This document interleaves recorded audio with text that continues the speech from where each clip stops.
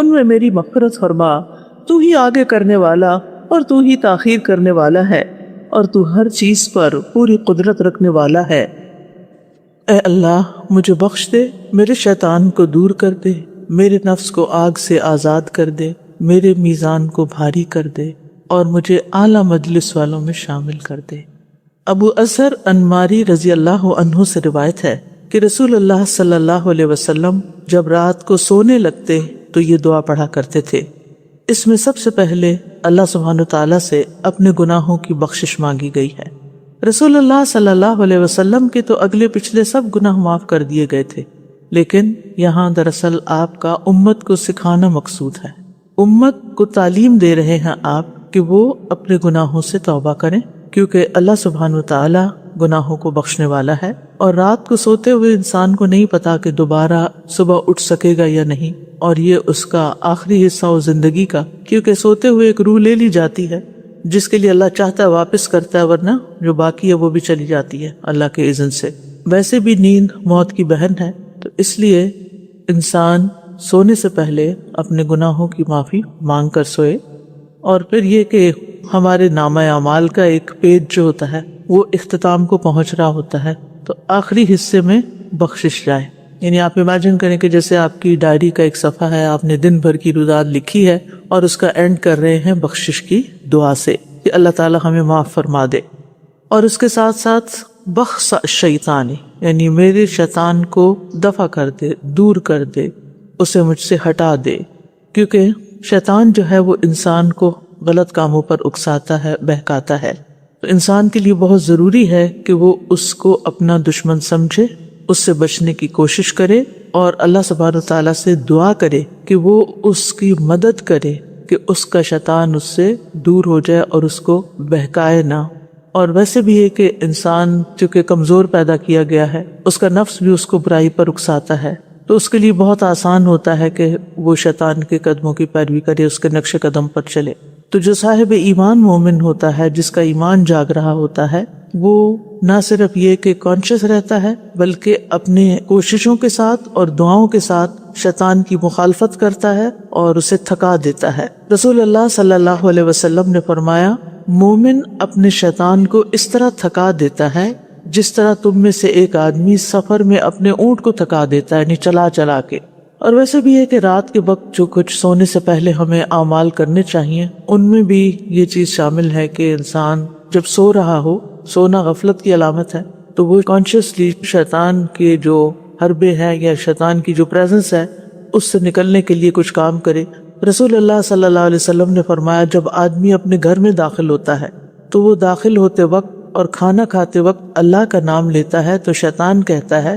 آج تمہارے لیے اس گھر میں نہ رات گزارنے کی جگہ ہے اور نہ شام کا کھانا ہے۔ تو گھر جب انٹر ہو تو بھی بسم اللہ پڑھیں، اور پھر کھانا کھاتے ہوئے بھی اللہ کا نام لیں، تو پھر شیطان جو ہے اس کو موقع نہیں ملے گا۔ اور جب وہ داخل ہوتے وقت اللہ کا نام نہیں لیتا تو شیطان کہتا ہے، تم نے رات گزارنے کے لیے جگہ پالی۔ اور جب وہ اپنا کھانا کھاتے وقت اللہ کا نام نہیں لیتا تو شیطان کہتا ہے کہ تم نے رات گزارنے کی جگہ اور شام کا کھانا پا لیا، یعنی پھر وہ کھانے میں بھی شریک ہو جاتا ہے۔ اور کھانا کھاتے ہوئے اس بات کا بھی خیال کرنا چاہیے کہ انسان اچھی طرح اپنی پلیٹ کو صاف کرے، اپنی انگلیاں وغیرہ چاٹ لے، کسی لقمے کو شیطان کے لیے نہ چھوڑے، یعنی کچھ بچائے نہ۔ ایک دور تک یہ فیشن سمجھا جاتا تھا کہ پورا پانی نہیں پینا، پوری چائے نہیں پینی، پورا کھانا نہیں کھانا، کچھ نہ کچھ بچا دینا ہے، تو ہمارے دین نے اسے منع کیا ہے۔ جابر رضی اللہ عنہ کہتے ہیں کہ میں نے نبی صلی اللہ علیہ وسلم کو فرماتے ہوئے سنا کہ بے شک شیطان تم میں سے ہر آدمی کے پاس اس کے ہر کام کے وقت موجود رہتا ہے،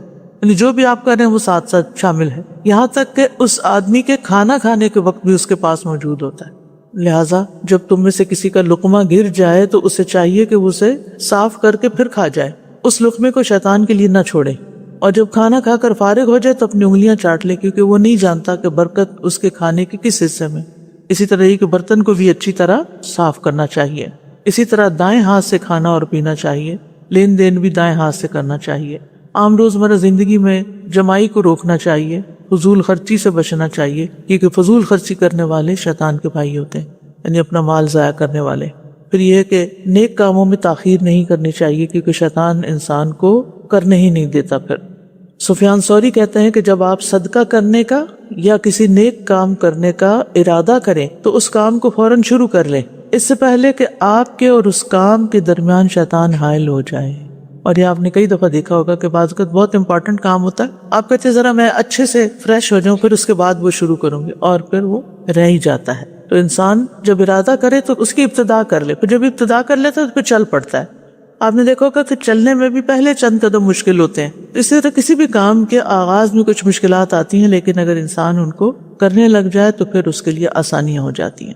پھر اسی طرح یہ کہ کثرت سے اللہ کا ذکر کرتے رہنا چاہیے، کیونکہ انسان جب بھول میں ہوتا ہے یا غفلت کی حالت میں ہوتا ہے تو شیطان انسان کے دل پہ بیٹھ جاتا ہے اور اسے وسوسہ ڈالتا ہے، پھر جب انسان اللہ کا ذکر کرتا ہے تو وہ رکتا ہے۔ اسی طرح یہ ہے کہ آپس کے اختلافات میں نرم رویہ اختیار کرنا چاہیے، کیونکہ شیطان جو ہے وہ بندوں کے درمیان فساد ڈلواتا ہے۔ پھر اس حدیث میں آتا ہے دعا میں وفک رہانی، رہن کہتے ہیں وہ چیز جسے قرض میں وثیقہ بنایا جاتا ہے، یعنی قرض لینے کے لیے جس چیز کو پیش کیا جاتا ہے۔ تو مراد اس سے کیا ہے کہ میرے نفس کو میرے گناہوں کی قید سے آزاد کر دے، یعنی میں رہن میں ہوں تو مجھے آزاد کر دے اور میری گردن کو ہر اس حق سے چھڑا دے جو مجھ پر ہے، اور ان اعمال کی سزا سے بچا لے جسے معاف کرنا تو پسند نہیں کرتا، یعنی ہر طرح کی جکڑ بندی سے اور ہر طرح کی قید سے اور ہر طرح کی تنگی سے اللہ تعالیٰ مجھے نجات دے۔ کل نفس بما کسبت رہینہ، آتا نا کہ ہر شخص اپنی کمائی کے بدلے رہن میں ہے، یعنی اپنے ہی قرض میں گروی ہے، یعنی جب تک اللہ تعالیٰ اس کو معاف نہ کرے وہ اعلیٰ درجات تک نہیں پہنچ سکتا۔ یعنی ایک حالت ہے کہ انسان پکڑ کی حالت میں، تو اس پکڑ سے اس قید سے چھٹ نہیں سکتا جب تک اللہ تعالیٰ اس کو رہا نہ کرے۔ اور اسی طرح اگر انسان نچلے درجات میں ہے تو اوپر کے درجات میں جا نہیں سکتا جب تک کہ انسان اللہ کی مدد حاصل نہ کرے، اس کے پاؤں زمین کو چھوڑ نہیں سکتے جب تک کہ اللہ تعالیٰ اس کو مدد نہ دے۔